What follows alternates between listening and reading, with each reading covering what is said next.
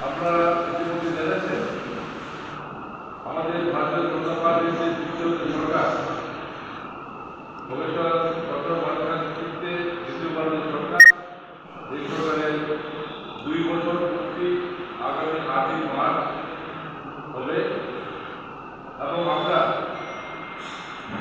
এই 2 বছর পূর্তি আমরা উদযাপন করব। এটা বিরাট একটা মোবাইলের মধ্যে এটা হবে আগামী 9 তারিখ 9 মার্চ রবিবার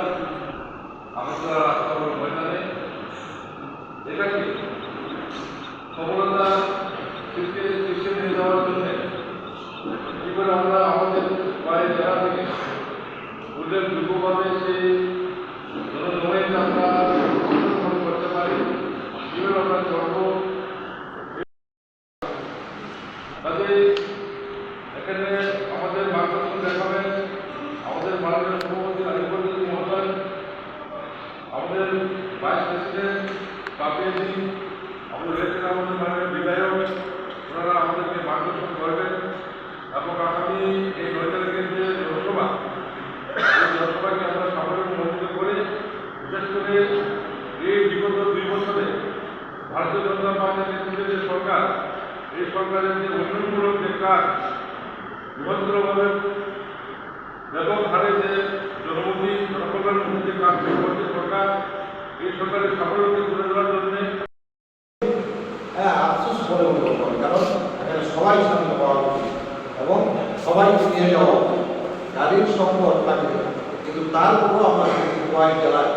যে সংকট গাড়ি রয়েছে, কয়েকটা প্রায় 30টার মতো বাস,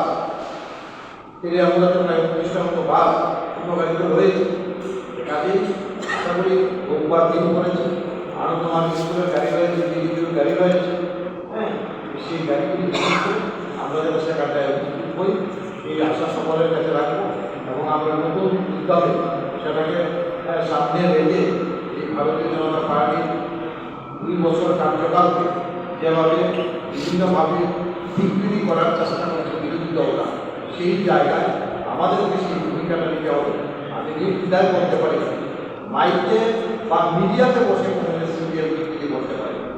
মাঠে ময়দানে নেই, মাঠে ময়দানে মানুষকে বিভ্রান্ত করার সেই ক্ষমতা তাদের নেই।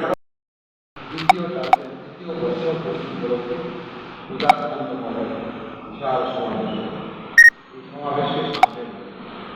এবং আমরা যেহেতু সারা রাজ্যে বিভিন্ন এবং রাজ্যের বিধানসভা দায়িত্ব সহকারে লোক সরকার অনুপাত কত লোক নেওয়া হবে, এই জায়গাতে আমার বক্তব্য থাকবে যে বিধানসভাতে যে সংখ্যাটা আমরা দিয়েছি সেই সংখ্যাটাই যাতে আমরা কোনো অবস্থাতে যাতে না করি।